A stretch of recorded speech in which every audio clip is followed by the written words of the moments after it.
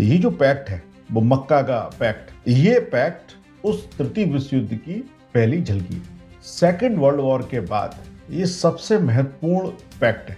अगर टर्की पे या पाकिस्तान पे या सऊदी अरब पे कोई अटैक करता है तो उस सूरत में नाटो भी सऊदी अरब और पाकिस्तान के समर्थन में आएगा क्या?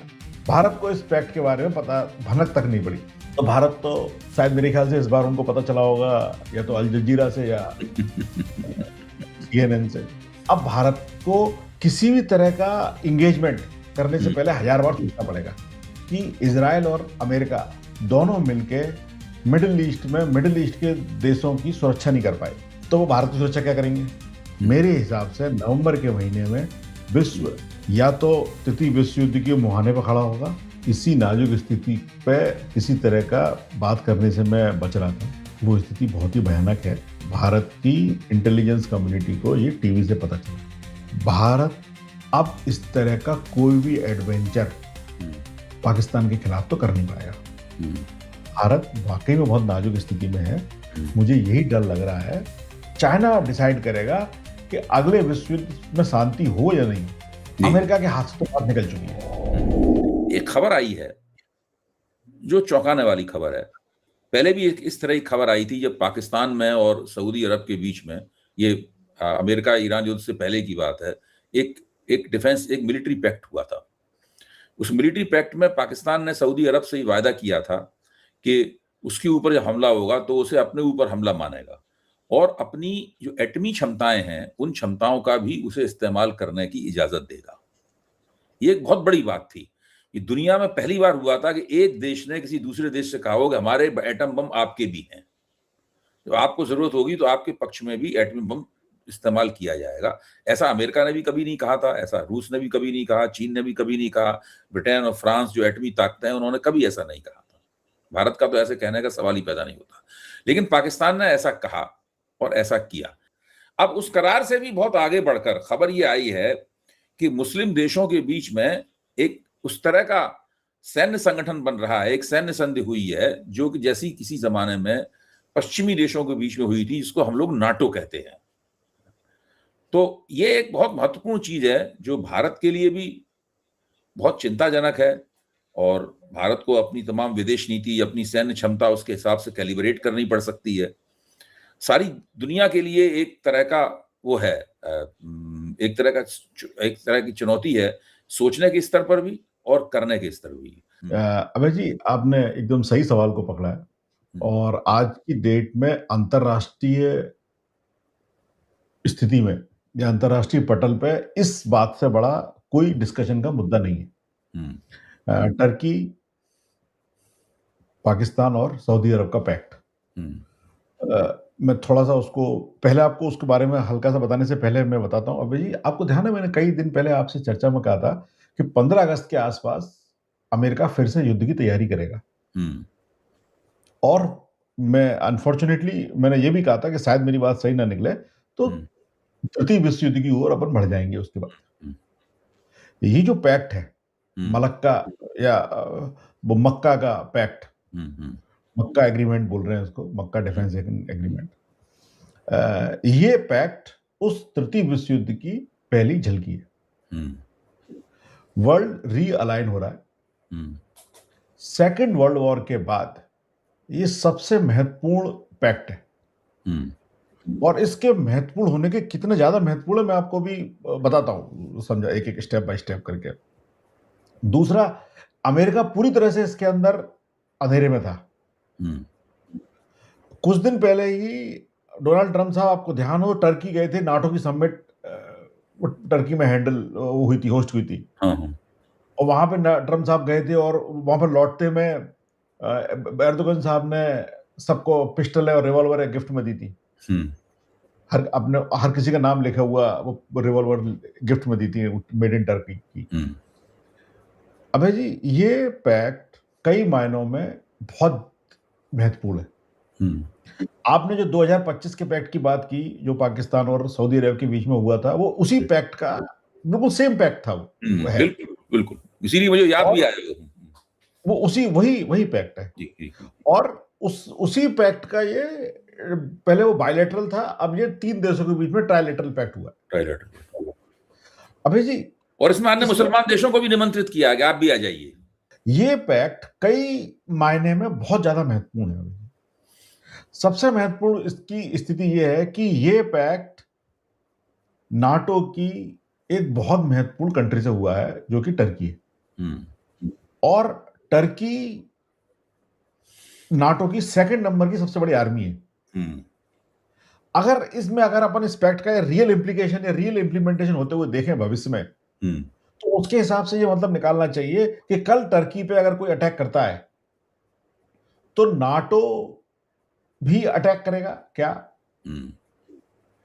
अगर टर्की पे या पाकिस्तान पे या सऊदी अरब पे कोई अटैक करता है तो उस सूरत में नाटो भी सऊदी अरब और पाकिस्तान के समर्थन में आएगा क्या? ये पैक्ट के बहुत सारे मायने हैं अभी। भारत के लिए तो ये, खैर भारत की विदेश नीति आजकल सरप्राइजेस की नीति ही रहती है। भारत में बांग्लादेश में क्या हो गया, भारत को एनडीटीवी से पता चलता है। नेपाल में जेएनजी मूवमेंट हो गया, सरकार बदल गई, वो एनडीटीवी से पता चलता है। भारत की जो पूरी क्या वर्ड यूज करना चाहिए, इंटेलिजेंस जो है वो एक अजीब लेवल की फेलियर कह लें या नॉन एग्जिस्टेंस कह लें या आई डोंट नो किस स्टेज में है वो। भारत को इस पैक्ट के बारे में पता भनक तक नहीं पड़ी। भारत के लिए ये पैक्ट भी बहुत महत्वपूर्ण है। अब मैं एक एक करके आपको इस पे अपन चलते हैं। पहले अपन समझते हैं इस पैक्ट के बारे में भाई। ये पैक्ट मक्का में साइन हुआ। इसको मक्का डिफेंस एग्रीमेंट पैक्ट बोल रहे हैं, जो नाटो के लाइन पे है। इसमें और नाटो के पैक्ट में बहुत महत्वपूर्ण अंतर है, जो आपने सही बोला एक बार। तो टर्की, सऊदी अरेबिया और पाकिस्तान के बीच ये जो पैक्ट हुआ है, ये मक्का में इसके ऊपर दस्तखत हुए हैं, इसीलिए इसे मक्का प्रतिरक्षा संधि या मक्का डिफेंस पैक्ट कहा जा रहा है। अबे जी, इसमें और नाटो में एक बहुत बड़ा अंतर है। नाटो जो पैक्ट था वो is a broader pact, defence एक छोटा सा एलिमेंट था। ये केवल और केवल डिफेंस का पैक्ट है। अब इसको टर्की को लाने के पीछे क्या मानसिकता रही होगी, क्या जरूरत थी? अबे जी, जब लोगों को अपनी छतरी में छेद दिखना चालू हो जाते हैं तो लोग नई छतरियां खरीदना चालू कर देते हैं। आज अभी तक मिडिल ईस्ट की डिफेंस की जिम्मेदारी अमेरिका के हाथों में थी, खासकर सऊदी अरब की। सऊदी अरब और अमेरिका का पैक्ट था कि आप डॉलर में तेल खरीदेंगे और हम आपको डिफेंस देंगे। वो डिफेंस के बदले आज अमेरिका से सऊदी अरब दूर हटता हुआ टर्की और पाकिस्तान के पास जा रहा है। और टर्की के बहाने या रास्ते वो नाटो और यूरोप के अलाइज के पास जाने वाला है अपने डिफेंस के लिए। तो इससे एक बात तो क्लियर है भाई जी कि अमेरिका, मिडिल ईस्ट की सारी कंट्री अमेरिका को किसी तरह के डिफेंस प्रोटेक्शन प्रोवाइडर के रूप में नहीं देखते।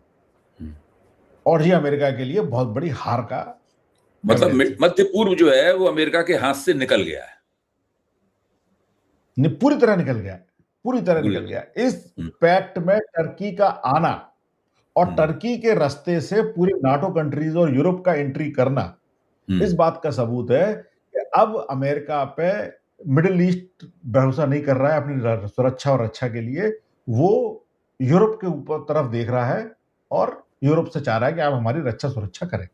पहला तो इसका ये इम्पैक्ट है। दूसरा इम्पैक्ट, इजराइल ने टर्की को बहुत बड़े बड़े थ्रेट दिए थे कि अब ईरान के बाद तुम्हारा नंबर है, नेक्स्ट टारगेट इज टर्की। और टर्की ने भी अमेरिका, इजराइल को सीधे सीधे बोला था कि हम इस बार आर पार की लड़ाई टर्की से कर देंगे, सॉरी इजराइल से कर देंगे। अब जी, इस पैक्ट का डायरेक्ट मैसेज जो है वो अमेरिका और इजराइल को भी कि अब टर्की के पास पहले भी न्यूक्लियर वो था अम्ब्रेला बिकॉज ऑफ नाटो, लेकिन हो सकता है वो अमेरिका की वजह से वो न्यूक्लियर अम्ब्रेला या वो न्यूक्लियर या सिक्योरिटी एश्योरेंस टर्की के काम नहीं आता। लेकिन अब जो पाकिस्तान के संग, जो सऊदी अरब के संग पैक्ट हुआ है, इसके अंदर डेफिनेटली टर्की ने अपने आप को सुरक्षित और डबल सुरक्षित कर लिया है। ये तो दूसरा इम्प्लीकेशन। तीसरा इम्प्लीकेशन अभय जी, इंडिया के आने से पहले, अभय जी, अमेरिका का सऊदी अरब से तेल का एक्सपोर्ट बहुत ज्यादा था। सऊदी अरब अमेरिका को करीब करीब 22-23%, कभी कभी 40% तक अपने तेल का अमेरिका को भेजता था।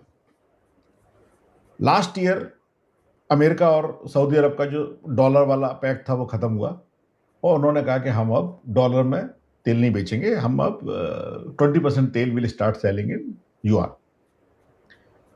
लास्ट मंथ, मतलब जुलाई में, सऊदी अरब से अमेरिका जो तेल गया है वो मात्र ₹0 का गया है। ₹1 का एक्सपोर्ट नहीं हुआ है सऊदी अरब से अमेरिका तेल। इसका मतलब डॉलर का जो पतन था वो अब रियलिटी बनता जा रहा है। ये बहुत बड़ा साइन है अभय जी। तो इस पैक्ट का उस डी-डॉलराइजेशन से भी एक लेना देना है। अब आते हैं अपन हिंदुस्तान पर। तो भारत तो शायद मेरे ख्याल से इस बार उनको पता चला होगा या तो अल जजीरा से या CNN से, उनको उस टीवी चैनल से पता चला होगा कि ऐसा पैक्ट हो रहा है। बट एनीवे, पैक्ट हुआ। अब अभय जी, भारत के सामने बहुत सारी चुनौतियां खड़ी हो गई हैं इस पैक्ट के बाद, क्योंकि भारत के पड़ोसी का एक ऐसे पैक्ट में चला गया है जिसमें से अब भारत को किसी भी तरह का इंगेजमेंट करने से पहले 1000 बार सोचना पड़ेगा पाकिस्तान से। और मैं स्पष्ट रूप से कहने को तैयार हूं, अभी की जो विदेश नीति है भारत की वो बिल्कुल भी सही नहीं है। वो इस पैक्ट के बाद से भारत का 8-10 साल से किया गया पेड़, जिसमें भारत तेल डाल रहा था या भारत जिसमें पानी डाल रहा था, वो खराब हो गया। एक भारत की विदेश नीति I2U2, वो भी इसके बाद खत्म हो गई। अब उसका I2U2 में से एक I चला गया और एक U चला गया। तो भारत को अपनी नई विदेश नीति को फिर से रियलाइन करना पड़ेगा वर्ल्ड में। अब I2U2 का आपने एक बार पहले खोल के बताया था नई परख के दर्शकों को, वो भूल गए होंगे, एक बार फिर से बता दीजिए कि I2U2 का मतलब क्या है। I2U2, हाँ, I मतलब इंडिया इजराइल, U2 मतलब US एंड UAE। तो अब इसमें अभय जी, मैंने क्यों बोला कि एक I और एक U चला गया? अभय जी, क्या है कि इजराइल और अमेरिका दोनों मिलके मिडिल ईस्ट के देशों की सुरक्षा नहीं कर पाए, तो वो भारत की सुरक्षा क्या करेंगे? जब मिडिल ईस्ट के लोग ही उन पर भरोसा नहीं कर रहे, तो भारत के लोग उन पर क्या भरोसा करेंगे? इजराइल और अमेरिका दोनों मिलके मिडिल ईस्ट के देशों को वो सुरक्षा प्रदान नहीं कर पाए जिसकी वो गारंटी और पैसे ले रहे थे हर महीने। हर साल अलग टैक्स ले रहे थे और हर महीने रॉयल्टी अलग ले रहे थे। तो वो तो हो गई खत्म भारत। और इस पैक्ट के बाद तो बहुत ही अजीब सी स्थिति बन जाएगी। इसके मल्टी डायमेंशंस हैं, वो इस 2-3-4 घंटे में खत्म भी नहीं हो सकते, इतने ज्यादा डीप डायमेंशंस हैं। भारत के सामने रियली चुनौतीपूर्ण स्थिति खड़ी हुई है। प्रधानमंत्री मोदी जी के लिए बहुत ज्यादा स्ट्रगलिंग टाइम है, जो मुझे लगता है सही मायने में एक टेस्टिंग टाइम होता है, वो अब शुरू हुआ है। खासकर इस पैक्ट के बाद से एक जरा सी गलती या एक जरा सा गलत निर्णय भारत को एक अजीब स्थिति में पहुंचा सकता है भाई जी। मेरे हिसाब से नवंबर के महीने में विश्व अमेरिका के चुनाव के बाद या तो तृतीय विश्व युद्ध के मुहाने पर खड़ा होगा या एक अजीब स्थिति में खड़ा होगा। मुझे इसका क्लियर इंडिकेशन नहीं आ पा रहा है। चाइना का रोल बहुत इंपॉर्टेंट हो गया है उस नवंबर के बाद की स्थिति में, और ये तो स्थिति है उस पैक्ट की। अच्छा, अब ये जो मक्का पैक्ट हुआ है, अगर व्यवहारिक रूप से देखें, हो सकता है आपको मेरी बात कुछ क्रूड, मतलब अधकचरी लगे बात, क्योंकि मैं विदेश नीति का छात्र नहीं हूं, उसके बारे में मेरा ज्ञान उतना नहीं है, इतना अन्य क्षेत्रों के बारे में है। जैसे कि भारत और पाकिस्तान के बीच में मान लीजिए कोई विवाद होता है, जो कि अक्सर होता रहता है, कोई नहीं जानता कि भारत और पाकिस्तान के बीच में कब कोई विवाद हो जाए और उस विवाद में फौजें भी शामिल हो जाए। बिल्कुल, हाँ, ये तो कभी भी हो सकता है। तो उस स्थिति में सऊदी अरब तो छोड़ दीजिए, सऊदी अरब के पास ऐसा कुछ है नहीं तीर मारने के लिए, लेकिन तुर्की एक बड़ी ताकत है दुनिया की। तुर्की की जो डिफेंस इंडस्ट्री है वो भी एक बड़ी दुनिया की तगड़ी डिफेंस इंडस्ट्री है। वो बहुत बड़े पैमाने पर ड्रोन्स बनाते हैं। पाकिस्तान ने ऑपरेशन सिंदूर के दौरान जो ड्रोन का इस्तेमाल किया था वो तुर्की के बने हुए ड्रोन थे। तो तुर्की फिर पाकिस्तान के पक्ष में खड़ा होगा खुलकर। चीन वैसे भी पाकिस्तान के पक्ष में है, तो वो स्थिति तो भारत के लिए बहुत नाजुक हो जाएगी। अभी जी इसी नाजुक स्थिति पे किसी तरह का बात करने से मैं बच रहा था। अभय जी वो स्थिति बहुत ही भयानक है। मैं इसीलिए आपको बोल रहा हूं कि भारत की इंटेलिजेंस कम्युनिटी को ये टीवी से पता चला और इस पैक्ट के लॉन्ग टर्म में अगर सबसे ज्यादा कोई अफेक्ट होता है तो वो भारत है। इसका रियल इंपैक्ट अगर किसी पे आएगा तो वो भारत होगा। भारत अब इस तरह का कोई भी एडवेंचर पाकिस्तान के खिलाफ तो कर नहीं पाएगा। ऑपरेशन सिंदूर के बाद भी क्लियर हो गया था, इसके बाद तो बिल्कुल ही क्लियर हो गया। भारत बहुत ही नाजुक स्थिति में है when it comes to finding friends. और जो फ्रेंड उन्होंने पिछले कुछ दिनों में बनाए वो कुछ नहीं कर पा रहे। इजराइल और अमेरिका। अमेरिका को तो अपन अभी साइड से रख देते हैं। इजराइल अपने आप को नहीं बचा पा रहे, वो हमारी क्या मदद करेंगे। इजराइल के चक्कर में हमने अभी भारत इजराइल का सबसे बड़ा वेपन्स का एक्सपोर्टर है। भारत ने इजराइल को पिछले 6 महीने में खूब वेपन सप्लाई किए। कौन भारत ने सप्लाई किए इजराइल को? भारत ने इजराइल को सप्लाई किए? अच्छा, भारत ने इजराइल को सप्लाई किए, वो पब्लिक इंफॉर्मेशन। तो कौन से वेपन थे सप्लाई किए गए? लॉन्ग शॉर्ट रेंज मिसाइल्स, वो मिसाइल बनाने का रॉ मटेरियल, बुलेट्स, तोप के गोली वगैरह वगैरह, ड्रोन्स वगैरह वगैरह, बहुत बड़ी संख्या में किए हैं भाई। 5,600 शिपमेंट भेजी, बिग क्वांटिटी। आपने एक ऐसे देश से दोस्ती करी, उसके बदले में आपको पूरे मिडिल ईस्ट के देशों से दुश्मनी मिली। सारे मुस्लिम देशों से दुश्मनी मिलने वाली है, मिल चुकी है। बाकी और देशों से मुस्लिम आपको दुश्मनी मिलने वाली है। अमेरिका का उतना इफेक्ट अब है नहीं है किसी कंट्री पे जहां से वो इसको बचा पाए। भारत वाकई में बहुत नाजुक स्थिति में है। मुझे यही डर लग रहा है और मुझे यही लग रहा है कि भारत कहीं इस तरह से पुश ना हो जाए कि जिसको एक भारत ने कभी किसी कंट्री से बहुत बड़े बड़े डिफेंस एग्रीमेंट नहीं किए हैं। अभी तक की जो भारत की पॉलिसी रहती थी वो नॉन अलाइनमेंट की थी। अगर भारत ने किसी कंट्री से डिफेंस एग्रीमेंट अब किया इस एग्रीमेंट के प्रेशर में आने के बाद, तो वो केवल एक ही कंट्री बचती है, वो है इजराइल। और इजराइल से डिफेंस पैक्ट करने के बाद मुझे लग नहीं रहा कि क्या उसके बेनिफिट होंगे। तो इसलिए मुझे लग रहा है एक जरा सी गलती भारत को बहुत अजीब सी स्थिति में धकेल सकती है। अच्छा, अब इस पूरे नजारे में ईरान के ऊपर बात करना हम लोगों के लिए जरूरी है। चाइना ये चाहता है कि ये स्ट्रेट ऑफ हॉर्मुज खुल जाए, विश्व में शांति आ जाए और जल्दी से जल्दी विश्व का ट्रेड अपने रूटीन में आ जाए। इसलिए मैंने आपसे कहा था भाई जी, विश्व की राजनीति में चाइना डिसाइड करेगा कि अगले विश्व युद्ध में शांति हो या नहीं हो। अमेरिका के हाथ से तो बात निकल चुकी है। और इस सब लड़ाई में एक स्थिति और खड़ी हो रही है भाई जी, जैसे ये पाकिस्तान वाला पैक्ट हो गया, पाकिस्तान सऊदी अरब और टर्की का पैक्ट हो गया, और भी चल रहा है। ईरान जो है अब वो रशिया और चाइना की तरफ झुकने के लिए पुश हो गया। चाहे कुछ भी हो जाए, चाइना ईरान को जाने हाथ से नहीं देगा किसी कीमत पे भी। मैं आपको और एक बात बताता हूं आपके दर्शकों के लिए, बहुत ही अद्भुत सी बात है और आपको समझ में आएगा उससे अमेरिका का कितना सिनिस्टर प्लान था। भाई जी, आज सऊदी अरेबिया से अमेरिका का क्रूड ऑयल एक्सपोर्ट जीरो हो गया। आज सारा क्रूड ऑयल जो है वो अमेरिका वेनेजुएला से ले रहा है।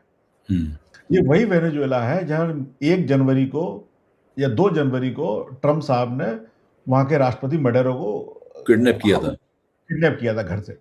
अब 28 फरवरी को अमेरिका ने ईरान पर अटैक किया।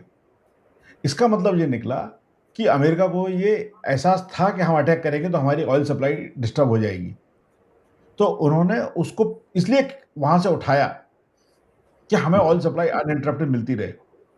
तो इसका मतलब अमेरिका इस लड़ाई की तैयारी 1 साल पहले से कर चुका था।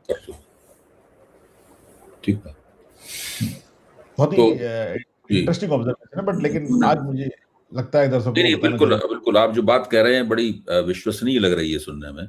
ये सब पूरा नजारा जो है बड़ा कॉम्प्लेक्स है। एब्सोल्युटली अभय जी, मैं आपको एक बात और बताता हूँ। अब अमेरिका ईरान से बोलेगा कि हम शांति प्रस्ताव करना चाहते हैं। ईरान अब अमेरिका से कोई शांति प्रस्ताव नहीं करेगा अभय जी। मैं आपको आज स्पष्ट रूप से बता रहा हूँ, आपके दर्शकों के लिए और दुनिया के लिए। ईरान अमेरिका से कोई शांति प्रस्ताव नहीं करेगा। अमेरिका से ईरान ये बोलने वाला है, या ईरान अमेरिका से ये बोलने वाला है, आपने जो 14 पॉइंट का एमओयू साइन किया था, जिसपे आपके राष्ट्रपति ने साइन किए थे, आप उसी को ऑनर करिए। हम उनके सुप्रीम लीडर ने ये बोला था कि अमेरिका के राष्ट्रपति के सिग्नेचर की कोई कीमत नहीं है। वो ईरान अब अमेरिका के राष्ट्रपति को और अमेरिका को ये समझा देगा कि जिस कागज पे तुमने साइन करा है उसको ही ऑनर करो, अगर जिंदा रहना है तो। मैंने आपसे कहा था ना, अमेरिका कितनी बार थुक्के चाटेगा, ये खुद ही डिसाइड करना है उसको। इस बार ईरान अमेरिका को 14 पॉइंट का जो एमओयू था उसको उसी को फोर्स करेगा कि आप इसी को ऑनर करिए, वो क्लियर है हमारी तरफ से, आप इसी को ऑनर करो। और वो आखिरी बार अमेरिका थूक के चाटेगा।